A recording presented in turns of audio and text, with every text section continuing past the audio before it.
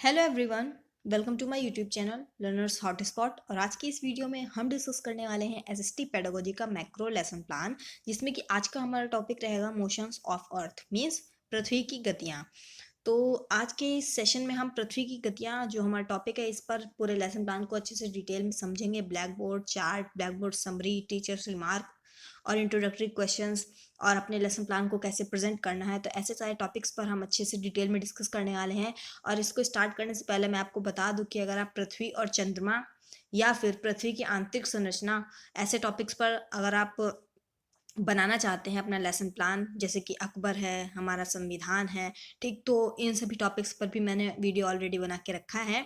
Already lesson plan को अच्छे से डिटेल में डिस्कस किया है, तो आप मेरे चैनल पे जाके देख सकते हैं या उनका लिंक आपको डिस्क्रिप्शन बॉक्स और आई बटन में मिल जाएगा, तो आप उन लेसन प्लान्स को वहाँ से भी देख सकते हैं। तो चलिए आज के अपने इस लेसन प्लान को स्टार्ट करते हैं, जिसमें कि हमारा टॉपिक है पृथ्वी की गतियाँ। तो सबसे पहले डेट दे रखी है, जिस डेट वो आप पढ़ाएंगे वो डेट यहाँ पे पड़ेगी। फिर है छात्र अध्यापक का नाम पड़ेगा, फिर है केंद्र का नाम। तो केंद्र का नाम मीन्स जिस स्कूल में आपकी टीचिंग लगी है उस स्कूल का नेम यहाँ पे पड़ेगा, ठीक है। फिर ये जो सेकंड कॉलम है इसमें हम देख लेते हैं सब्जेक्ट, सब सब्जेक्ट और टॉपिक, ठीक। तो सब्जेक्ट हमारा जो है वो सामाजिक अध्ययन है, क्योंकि सोशल स्टडीज़ है ना कि सोशल साइंस। अक्सर लोग सोशल साइंस लिख देते हैं एसएसटी को, बट जो एसएसटी पेडागोजी होती है उसको कभी हम सोशल साइंस नहीं कहते बल्कि सोशल स्टडीज़ कहते हैं। इसीलिए हम इसको हिंदी में क्या कहेंगे, सामाजिक अध्ययन, ना कि सामाजिक विषय या विज्ञान, ठीक। सामाजिक विषय हो सकता है बट सामाजिक विज्ञान नहीं होगा, बिकॉज ये सोशल साइंस नहीं, सोशल स्टडीज़ है, ठीक। इसीलिए यहाँ पे सामाजिक अध्ययन लिखा हुआ है। फिर जो हमारा सब सब्जेक्ट है जिसको हम उप विषय कहते हैं हिंदी में, वो है भूगोल। फिर जो टॉपिक है मीन्स प्रकरण, तो प्रकरण है हमारा पृथ्वी की गतियाँ। नेक्स्ट जो थर्ड कॉलम है उसमें कुछ 3 पॉइंट्स दे रखे हैं। फर्स्ट है क्लास, तो जिस क्लास का आपने टॉपिक लिया है वो क्लास यहाँ पे पड़ेगी। फिर है पीरियड, पीरियड मीन्स चक्र, जिस पीरियड में आप अपना लेसन प्लान पढ़ाएंगे, प्रेजेंट करेंगे, वो पीरियड यहाँ पे पड़ेगा। फिर नेक्स्ट है अवधि, अवधि मीन्स ड्यूरेशन, कि आपका जो टाइम ड्यूरेशन होगा कितने टाइम तक आप पढ़ाएंगे, तो यहाँ पे 35 मिनट्स रहेगा। फिर अब हम बात कर लेते हैं ऑब्जेक्टिव्स की, मीन्स उद्देश्य।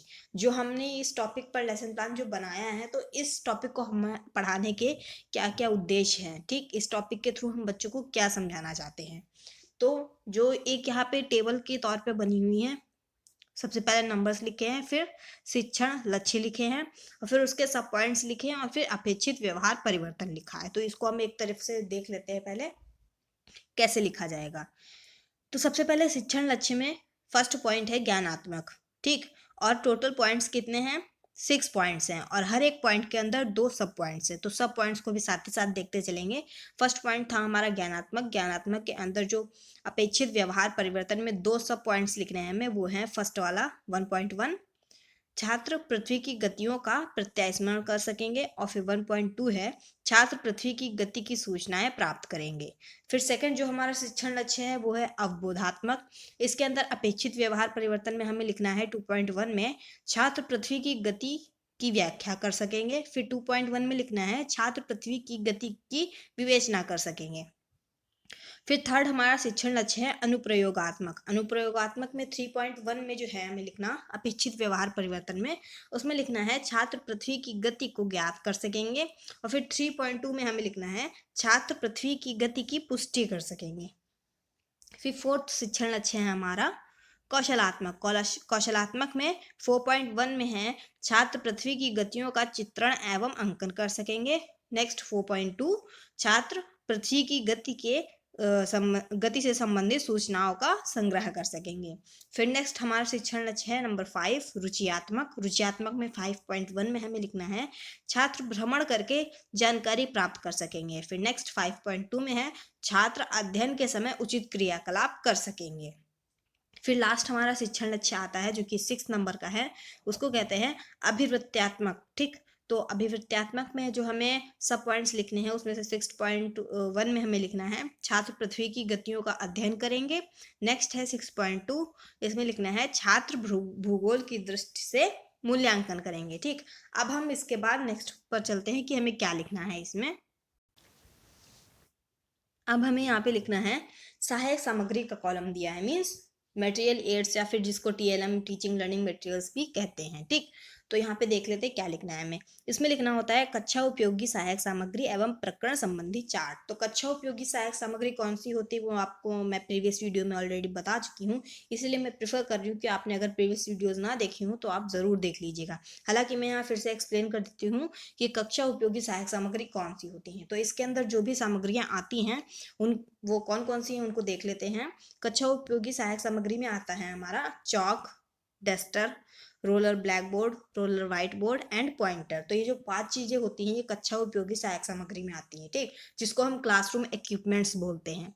फिर इसके बाद क्या है, प्रकरण संबंधी चार्ट। मीन्स प्रकरण मीन्स टॉपिक, और आप अपने टॉपिक को अगर चार्ट के थ्रू प्रेजेंट कर रहे हैं तो चार्ट लिखिए। अदरवाइज आपने अगर कोई मॉडल बनाया है या रियल ऑब्जेक्ट आप ले जा रहे हैं, रियल ऑब्जेक्ट के थ्रू प्रेजेंट करेंगे तो वो सब यहाँ पे लिखना है।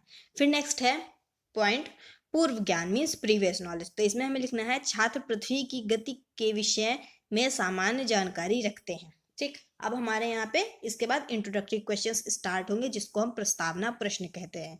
तो फर्स्ट प्रस्तावना प्रश्न हमारा कौन सा है, जिसके थ्रू हम अपना टॉपिक निकलवाएंगे और 5 क्वेश्चंस के थ्रू हम धीरे धीरे अपने टॉपिक की तरफ बढ़ेंगे। तो फर्स्ट क्वेश्चन देख लेते हैं, हमारे सौरमंडल में कितने ग्रह हैं। तो इसका आंसर क्या होगा, हमारे सौरमंडल में 8 ग्रह हैं। फिर नेक्स्ट क्वेश्चन है, उन 8 ग्रहों के नाम बताइए। फिर 8 ग्रहों के नाम बताइए जब हमने पूछा तो इसके कौन कौन से आएंगे आंसर, पृथ्वी, बुध, शनि, मंगल, बृहस्पति, जो भी सब है वो इसमें आ जाएगा, ठीक। फिर थर्ड क्वेश्चन है, इन 8 ग्रहों में से किस ग्रह पर जीवन है। तो किस ग्रह पर जीवन है, इजली बच्चे आंसर दे देंगे कि पृथ्वी पर है, क्योंकि पृथ्वी पर ही तो हम लोग रहते हैं। फिर इसमें देख सकते हैं कि अब थर्ड क्वेश्चन में जो है इसका जो आंसर था वहां पे हमारा थोड़ा थोड़ा टॉपिक आ रहा है, ठीक। जो हमें क्या चाहिए, पृथ्वी की गतियां, और पृथ्वी की गतियां में से पृथ्वी जो वर्ड है वो हमारा यहाँ पे आ गया है। अब फोर्थ क्वेश्चन की तरफ बढ़ते हैं। फोर्थ क्वेश्चन है हमारा, क्या पृथ्वी की गति मीन्स घूमती रहती है, मीन्स पृथ्वी गति करती है क्या। तो हाँ, इसका आंसर है पृथ्वी गति करती है, तभी तो दिन और रात होते हैं। फिर नेक्स्ट है फिफ्थ क्वेश्चन। तो फिफ्थ क्वेश्चन क्या है हमारा, पृथ्वी की गतियों के बारे में आप क्या जानते हैं, ठीक। तो फिफ्थ क्वेश्चन में हमारा पूरा टॉपिक भी आ गया और ये समस्यात्मक हो जाएगा। और इसके बाद अब हम अपना प्रेजेंटेशन स्टार्ट करेंगे, ठीक। तो इसके बाद हमें क्या लिखना होता है, उद्देश्य कथन वहां पे बोलना होता है, जिसको हम स्टेटमेंट ऑफ एम बोलते हैं। तो इसमें हमें क्या बोलना होता है देख लेते हैं, छात्रों आज हम पृथ्वी की गतियों के बारे में विस्तृत अध्ययन करेंगे, ठीक। तो इतना जो पॉइंट है ये हमें वहां पे बोलना होता है इंट्रोडक्टरी क्वेश्चंस के बाद। फिर इसके बाद हम अपनी प्रेजेंटेशन स्टार्ट करेंगे। कैसे स्टार्ट करेंगे, अब जो हमें समझाना है तो क्या समझाना है, जो हमारा टॉपिक था पृथ्वी की गतियां, तो उसी से रिलेटेड तो समझाएंगे।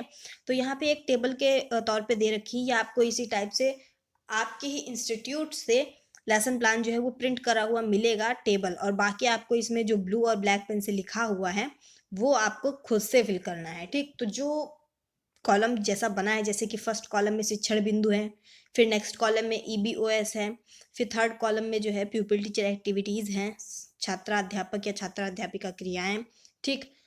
फिर जो फोर्थ कॉलम है उसमें छात्र क्रियाएं हैं, मीन्स स्टूडेंट एक्टिविटीज़ है। और फिर जो फिफ्थ कॉलम आएगा उसमें युक्तियां तथा विधियां, मीन्स डिवाइस मेथड्स, मीन्स आपने किस मेथड के थ्रू पढ़ाया है वो मेथड यहाँ पे लिखना है। फिर जो लास्ट कॉलम है श्यामपट्ट कार्य, मीन्स ब्लैक बोर्ड वर्क, इसमें आपको लगाना है, ठीक। अब इसको हम समझ लेते हैं कि इसमें हमें लिखना कैसे है। तो सबसे पहले जो हमारा फर्स्ट कॉलम था वो था शिक्षण बिंदु का, ठीक। तो इसमें हम क्या लिखेंगे, जिस पॉइंट को हम एक्सप्लेन करेंगे, मीन्स पृथ्वी की गतियां हमारा लास्ट क्वेश्चन था जो कि समस्यात्मक था और हमारा साथ ही साथ टॉपिक भी था।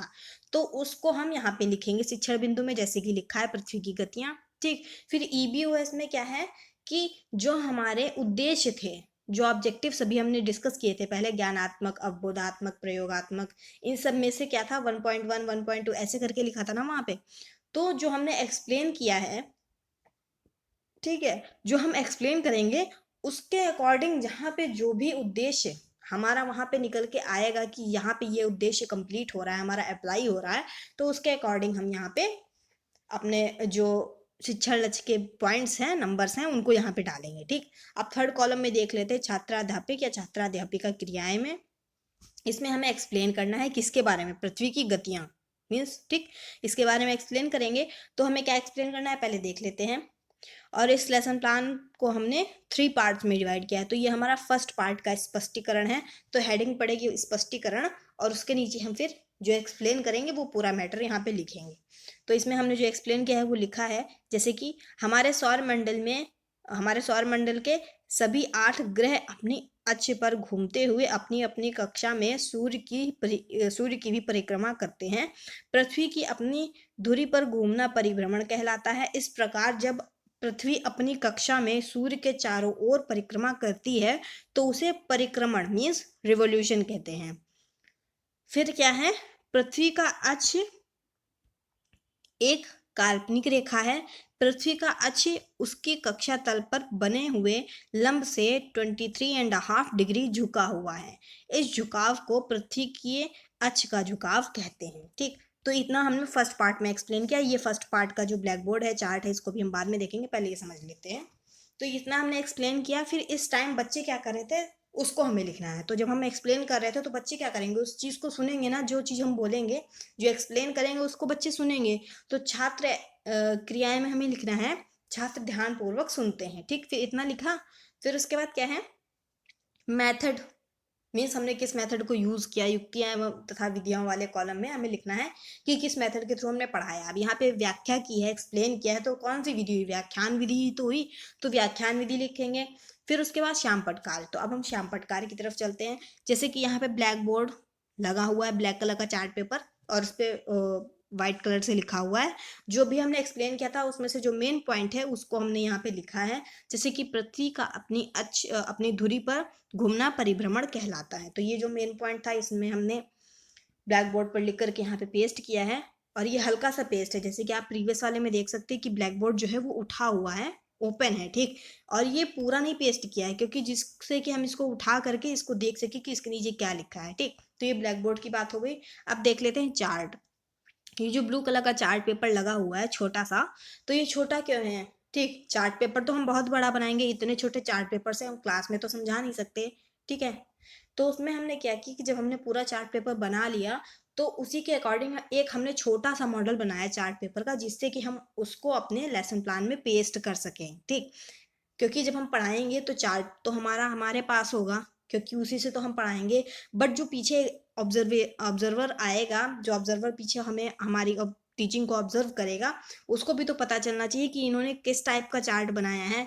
तो वो जो हमने चार्ट बनाया है उसका एक मॉडल बना करके हमें इसमें पेस्ट करना होता है। तो इसमें जिस टाइप का चार्ट या टीएलएम यूज़ किया गया है वो यहाँ पे हमने पेस्ट किया है। ठीक, जो कि फर्स्ट पार्ट का स्पष्टीकरण जो था उसमें है। अब हम चलते हैं नेक्स्ट पर। तो यहाँ तक हमने समझ लिया था कि पृथ्वी के अक्ष का झुकाव कहते हैं। ठीक, तो इसको हमने समझ लिया था। इतना एक्सप्लेन करने के बाद अब हम कुछ क्वेश्चंस पूछेंगे, और वो क्वेश्चंस किससे होंगे, जो हमने एक्सप्लेन किया है, ये जानने के लिए कि जो हमने एक्सप्लेन किया है वो बच्चों ने समझा कि नहीं समझा, या उन्हें समझ में आया कि नहीं आया। ठीक, तो वो अब हम क्वेश्चंस पूछेंगे। तो फर्स्ट क्वेश्चन क्या है हमारा, परिभ्रमण क्या होता है? तो परिभ्रमण क्या होता है, इसका आंसर क्या आएगा, पृथ्वी का अपनी धुरी पर घूमना परिभ्रमण कहलाता है। ठीक, तो ये इसका आंसर हो गया। फिर क्या है नेक्स्ट क्वेश्चन, पृथ्वी के अक्ष का झुकना क्या कहलाता है? तो पृथ्वी के अक्ष का झुकना क्या कहलाता है, इसमें आंसर क्या आएगा, पृथ्वी के अक्ष का झुकाव। ठीक, तो इस टाइम कौन सी मेथड यूज हो रहा है, कौन सा डिवाइस यूज हो रहा है, प्रश्नोत्तर विधि। ठीक, क्योंकि क्वेश्चन आंसर मेथड है ना, क्वेश्चन पूछे जा रहे हैं, आंसर आ रहे हैं निकल के, तो क्वेश्चन आंसर विधि हुई प्रश्नोत्तर विधि। ठीक, तो दो क्वेश्चन हुए यहाँ पे। अब हम थर्ड क्वेश्चन की तरफ चलते हैं। थर्ड क्वेश्चन है हमारा, पृथ्वी की दैनिक तथा वार्षिक गति से आप क्या समझते हैं? तो क्या समझते हैं ये भी हमने एक्सप्लेन नहीं किया है, और इसी को हम सेकंड पार्ट में एक्सप्लेन करेंगे। ठीक, तो ये हमारा समस्यात्मक हो गया। अब हम इसी को नेक्स्ट एक्सप्लेन करेंगे। तो फिर से यहाँ पे शिक्षण बिंदु वाली में जो हमें एक्सप्लेन करना है वो मेन पॉइंट पड़ेगा, जैसे कि पृथ्वी की गति, पृथ्वी की दैनिक तथा वार्षिक गति। ठीक, गतियां तो हमने पहले ही एक्सप्लेन कर दिया, अब उसकी हम दैनिक और वार्षिक गति को एक्सप्लेन करेंगे। फिर यहाँ पे नंबर्स आपके शिक्षण लक्ष्य के अकॉर्डिंग पड़ेगा। फिर क्या है, स्पष्टीकरण हेडिंग डालेंगे, और जो हमें एक्सप्लेन करना है इसके बारे में, पृथ्वी की दैनिक तथा वार्षिक गति के बारे में, उसको हम जो एक्सप्लेन करेंगे वो यहाँ पे लिखेंगे। जैसे कि यहाँ पे लिखा है, पृथ्वी पश्चिम से पूर्व दिशा में घूमते हुए 24 घंटे में एक घूर्णन पूरा करती है। घूर्णन की इस समयावधि को पृथ्वी की दिवस एक पृथ्वी दिवस कहते हैं। ठीक, घूर्णन की इस समयावधि को एक पृथ्वी दिवस कहते हैं। तो ये क्या हो गई, पृथ्वी की दैनिक गति हो गई। ठीक, पृथ्वी की इस दैनिक गति के कारण ही दिन और रात होते हैं। पृथ्वी परिभ्रमण के साथ साथ सूर्य के चारों ओर परिक्रमा भी करती है। यह सूर्य का एक परिक्रमा 365 दिन 6 घंटे में पूरा करती है। यह पृथ्वी की वार्षिक गति है। प्रत्येक वर्ष के अतिरिक्त 6 घंटे हर चौथे वर्ष में एक अतिरिक्त दिन के रूप में जोड़ दिया जाता है, जिससे हर चौथा वर्ष 366 दिन का होता है। मीन्स जो हर चौथा वर्ष होता है, जिसको हम लीप ईयर कहते हैं, वो 366 डेज का होता है। ठीक, इसे अधिवर्ष कहते हैं। मीन्स अधिवर्ष मीन्स लीप ईयर। ठीक, तो इतना हमने एक्सप्लेन किया। तो इस टाइम बच्चे क्या कर रहे थे, छात्र ध्यानपूर्वक सुन रहे थे। ठीक, और कौन सी विधि का यूज हुआ, व्याख्यान विधि का। तो ये रहा हमारा सेकंड पोर्शन का ब्लैक बोर्ड। साथ ही साथ में हम देखते चल रहे हैं कि किस टाइप से हमने किस पोर्शन में जो एक्सप्लेन किया है उसमें किसके अकॉर्डिंग ब्लैक बोर्ड लगाया है। तो जो हमारा मेन पॉइंट था, जैसे कि पृथ्वी सूर्य की एक परिक्रमा 365 दिन 6 घंटे में पूरा करती है और अधिवर्ष में 366 डेज होते हैं। ठीक, तो ये जो मेन पॉइंट था उसको हमने यहाँ पे लिखा।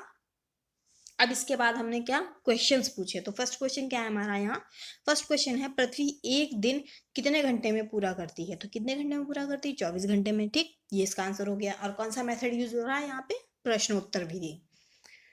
फिर नेक्स्ट क्वेश्चन है अधिवर्ष में कितने दिन होते हैं। तो कितने दिन होते हैं अधिवर्ष में, अधिवर्ष मीन्स लीप ईयर जिसको हम कहते हैं। ठीक, तो लीप ईयर में कितने दिन होते हैं, 366 डेज।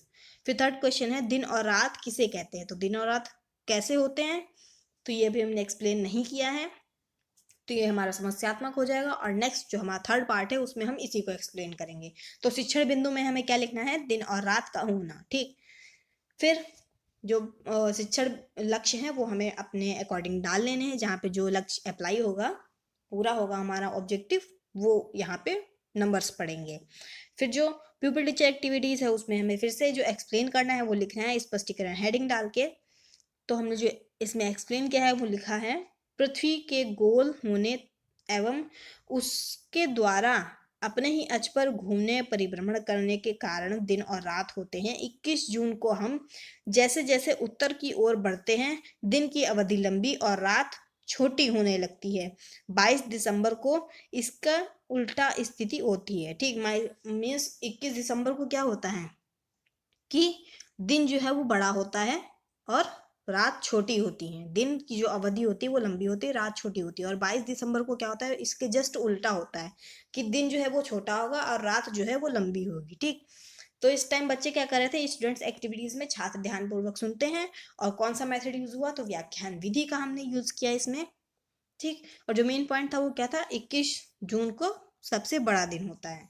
ठीक, तो इस तरीके से हमारा लेसन प्लान कंप्लीट होता है। और इसके बाद हम ब्लैक बोर्ड समरी देखेंगे। लेसन प्लान कंप्लीट होता है मीन्स जो हमारा प्रेजेंटेशन वाला पूरा पोर्शन था वो जो हमें एक्सप्लेन करना था। ठीक, अब इसके बाद हम ब्लैक बोर्ड समरी देखेंगे। तो यहाँ पे जैसे कि फर्स्ट में लिखा हुआ है राइटिंग एंड ऑब्जर्वेशन वर्क। तो यहाँ पे जैसे आप देख सकते हैं कि उसके नीचे भी राइटिंग वर्क एंड ऑब्जर्वेशन लिखा है, तो ये मिसप्रिंट है। यहाँ पे फर्स्ट कॉलम में होगा ब्लैक बोर्ड वर्क, जिसको हम ब्लैक बोर्ड समरी कहते हैं। ठीक, श्यामपट्ट सारांश। तो श्यामपट्ट सारांश वाला यहाँ पे कॉलम होगा और इसमें हमें लिखना है श्यामपट्ट सारांश नीचे अंकित है। और कैसे हमें बनाना है वो अभी हम आगे देखेंगे। उससे पहले यहाँ पे देख लेते हैं writing work and supervision means लेखन कार्य व निरीक्षण। तो इसमें हमें लिखना होता है छात्र अध्यापिका छात्रों को श्यामपट्ट का कार्य अपनी अभ्यास पुस्तिका में लिखने का आदेश देकर स्वयं कक्षा का निरीक्षण करेंगी। ठीक, तो मीन्स आपको ब्लैक बोर्ड समरी प्रिपेयर कर देनी है। और अब आप बच्चों से कहेंगे कि जो भी ब्लैक बोर्ड पर लिखा है उसको अपनी कॉपी में नोट डाउन करो। और जब आप बच्चे अपनी कॉपी में लिखेंगे तो आपको उनको सुपरवाइज करना है, देखना है, उनका निरीक्षण करना है कि कौन बच्चा लिख रहा है, कौन नहीं लिख रहा है, जो लिख रहा है वो सही लिख रहा है कि गलत लिख रहा है। ठीक, और अगर उससे कुछ प्रॉब्लम आ रही देखने में तो उसको आपको करेक्ट कराना है, जो भी उसकी मिस्टेक्स हैं लिखने में। और जिस बच्चे नहीं लिख रहे हैं, ठीक, तो उनकी भी प्रॉब्लम को देखना है कि कहीं ऐसा तो नहीं उन्हें लिखा हुआ नहीं समझ में आ रहा है या पीछे बैठे हैं इसलिए नहीं समझ में आ रहा है। तो इन सभी चीज़ों का ध्यान रखना है और अपनी ब्लैक बोर्ड राइटिंग को बिल्कुल नीट एंड क्लियर होनी चाहिए। लास्ट सीट वाले बच्चे को भी अच्छे से दिखना चाहिए। ठीक, तो ये हमारा राइटिंग एंड सुपरविजन वाला वर्क हो गया, राइटिंग वर्क एंड ऑब्जर्वेशन। ठीक, अब इसके बाद हम इवेल्युएशन क्वेश्चंस पूछेंगे जिसको मूल्यांकन प्रश्न कहते हैं। ठीक, तो फर्स्ट क्वेश्चन है हमारा, पृथ्वी अपनी अक्ष पर कितने अंश झुकी हुई है। फिर नेक्स्ट क्वेश्चन है सबसे बड़ा दिन कौन सा होता है। थर्ड क्वेश्चन है सबसे लंबी रात कौन सी होती है। तो ये हमारे मूल्यांकन प्रश्न हो गए और जो कि पूरे लेसन प्लान से रहेंगे। ठीक, इसमें हम फर्स्ट पार्ट के स्पष्टीकरण से भी पूछ सकते हैं, सेकंड पार्ट के स्पष्टीकरण से भी पूछ सकते हैं और थर्ड पार्ट के स्पष्टीकरण से भी पूछ सकते हैं। बट जो हमने बीच बीच में प्रश्न पूछे थे वो एक प्रॉपर एक्सप्लेनेशन के बाद पूछे थे। ठीक, क्योंकि वो एक प्रॉपर एक्सप्लेनेशन से ही थे। और जो मूल्यांकन प्रश्न है वो पूरे लेसन प्लान से होंगे। ठीक, मीन्स इसमें हम किसी भी पोर्शन के स्पष्टीकरण से पूछ सकते हैं। फिर इसके बाद आएगा गृह कार्य मीन्स होमवर्क। और होमवर्क में क्या दिया गया है कि पृथ्वी का चित्र बनाकर लाइए, और इस तरीके से आप भी होमवर्क दे सकते हैं। और जो नीचे टेबल दे रखी है इसमें इस तरीके से हमें फिल कर लेना है। जो हमारा सीरियल नंबर है मीन्स थर्ड लेसन प्लान है तो थर्ड पड़ेगा, अदरवाइज जिस नंबर पे भी आपने इस लेसन प्लान को बनाया है वो नंबर यहाँ पे पड़ेगा। फिर डेट, जिस डेट को आप पढ़ाएंगे वो डेट यहाँ पे पड़ेगी। नेक्स्ट है क्लास, सब्जेक्ट, टॉपिक। फिर उसके बाद टीचर, कमिटमेंट एंड सिग्नेचर। ठीक, तो इसमें एलपी अलाउड लिखा है। तो एलपी अलाउड का मतलब अभी हम आगे जानेंगे, उससे पहले हम देख लेते हैं ब्लैक बोर्ड समरी को। तो ये हमारी रही ब्लैक बोर्ड समरी, जिसमें सबसे पहले हमने ब्लैक बोर्ड एंट्रीज भरी हैं और वो कौन कौन सी हैं उनको जान लेते हैं। ब्लैक बोर्ड एंट्रीज के अंदर हमारी आती हैं जिसको हम श्यामपट्ट प्रविष्टियां भी कहते हैं हिंदी में। ठीक, तो इसमें हमारा आता है दिनांक, कक्षा, विषय, उपविषय, प्रकरण, चक्र, अवधि। तो ये जो 7 पॉइंट मैंने अभी आपको बताए हैं ये ब्लैक बोर्ड एंट्रीज के अंदर आती हैं और जो हेडिंग जहाँ पड़ी है वो वैसे ही पड़ेगी। और उसके बाद हमने जो भी मेन पॉइंट्स लिखे थे उन सभी मेन पॉइंट्स को यहाँ पे एक समरी के तौर पे प्रिपेयर कर दिया है और इसी को आपको बच्चों को नोट करवाना है। और जब बच्चे नोट करेंगे तब आपको उनका ऑब्जर्वेशन करना है। ठीक, उनका निरीक्षण करना है। तो ये सब ब्लैक बोर्ड चार्ट सब लगा करके उसके बाद हम क्या है अपना लेसन प्लान अपने टीचर से अलाउड कराएंगे। तो अभी मैंने बताया था ये जो एलपी अलाउड लिखा है टीचर, कमिटमेंट एंड सिग्नेचर वाले कॉलम में। ठीक, ये जो री ऑब्जर्वेशन क्वेश्चन वाला जो टेबल बना है इसमें एलपी अलाउड लिखा है रेड पेन से। तो वो क्यों लिखा है, जब हमने अपना लेसन प्लान पूरा कंप्लीट कर लिया, बना लिया, चार्ट पेपर उसमें पेस्ट कर लिया, ब्लैक बोर्ड समरी, ठीक, वो सब लगा लिया, तो उसके बाद क्या है हम अपना लेसन प्लान अपने सब्जेक्ट टीचर से चेक कराएंगे। और जब हमारे सब्जेक्ट टीचर हमारे लेसन प्लान को अलाउड कर देंगे तब हम अपने लेसन प्लान को क्लास में पढ़ा सकते हैं। एलपी अलाउड मीन्स आपका लेसन प्लान अब क्लास में पढ़ाने के लिए अलाउ कर दिया गया है। और जब एलपी अलाउड हो जाएगा, लेसन प्लान अलाउड हो जाएगा, तब हम अपना लेसन प्लान ले जा करके पढ़ाने जाएंगे और वहाँ पीछे रख देंगे सीट पे। और जब हमारे ऑब्जर्वर आएंगे तो वो हमारी टीचिंग को ऑब्जर्व करेंगे और जैसी हमारी टीचिंग होगी, जैसी हमारी प्रेजेंटेशन होगी, उसी के अकॉर्डिंग हमें रिमार्क्स दिए जाएंगे। ठीक, तो अब हम देखेंगे टीचर्स रिमार्क में, जैसे कि यहाँ पे कुछ रेड पेन से दिए हुए हैं, जैसे कि श्यामपट्ट कार्य उत्तम है, छात्रों को चार्ट के प्रयोग से समझाया जा रहा है, प्रश्नोत्तर विधि से छात्रों से प्रश्न पूछे जा रहे हैं। फिर फोर्थ है कक्षा व्यवस्थित है। और फिर फिफ्थ जो है थोड़े और आत्मविश्वास के साथ शिक्षक को प्रभावी बनाएं। तो कुछ इस टाइप के रिमार्क्स आपको मिलेंगे जो कि आपके टीचिंग बेस्ड होंगे। तो ध्यान से अपने प्रेजेंटेशन को बेस्ट दीजिए और टीएनएम का यूज़ जरूर कीजिए और हो सके तो मॉडल भी आप बना के ले जाइए, क्योंकि अगर हम टीएलएम या मॉडल वगैरह का यूज़ करते हैं तो बच्चों को पढ़ने में इंटरेस्ट आता है। ठीक, और एज अ एक्टिव लिसनर्स की एक्टिव परफॉर्मेंस देते हैं वो। ठीक, तो हमें क्लास में एक्टिव लिसनर्स चाहिए ना कि पैसिव लिसनर्स, क्योंकि अगर एक्टिव लिसनर्स होंगे तभी तो हमारे क्वेश्चंस के आंसर निकल के आएंगे। और जब हमारे क्वेश्चंस के आंसर निकल के आएंगे तो मीन्स क्या है कि बच्चे पढ़ने में इंटरेस्ट ले रहे हैं, वो ध्यान से सुन रहे हैं। ऐसा नहीं होना चाहिए कि हम पढ़ा रहे हैं बच्चों को पढ़ने में मज़ा ही नहीं आ रहा है। क्लास बोरिंग नहीं होनी चाहिए, इंटरेस्टिंग होनी चाहिए। ठीक, और क्लास इंटरेस्टिंग होगी तभी आपको रिमार्क्स अच्छे मिलेंगे। तो आई होप आपको ये लेसन प्लान अच्छे से समझ में आया होगा। अगर आपको ये समझ में आया हो तो इस लेसन प्लान, इस वीडियो को ज़रूर लाइक करें, ज़्यादा से ज़्यादा शेयर करें ताकि और भी लोगों को इससे हेल्प मिल सके अपनी टीचिंग करने में। एंड अगर आपके कोई डाउट्स रह गए हो तो उनको भी आप कमेंट सेक्शन में पूछ सकते हैं, जिनके आंसर्स आपको ज़रूर मिलेंगे। और अगर अभी तक आपने मेरे चैनल को सब्सक्राइब नहीं किया है तो जल्दी से मेरे चैनल को सब्सक्राइब कर लीजिएगा, साथ ही बेल आइकन को भी प्रेस कर लीजिएगा ताकि आगे आने वाले सभी एजुकेशनल वीडियोस का अपडेट नोटिफिकेशन आप तक पहुंच जाए। एंड मिलते हैं नेक्स्ट सेशन में नेक्स्ट टॉपिक के साथ। तब तक के लिए जुड़े रहें लर्नर्स हॉटस्पॉट के साथ and all the very best.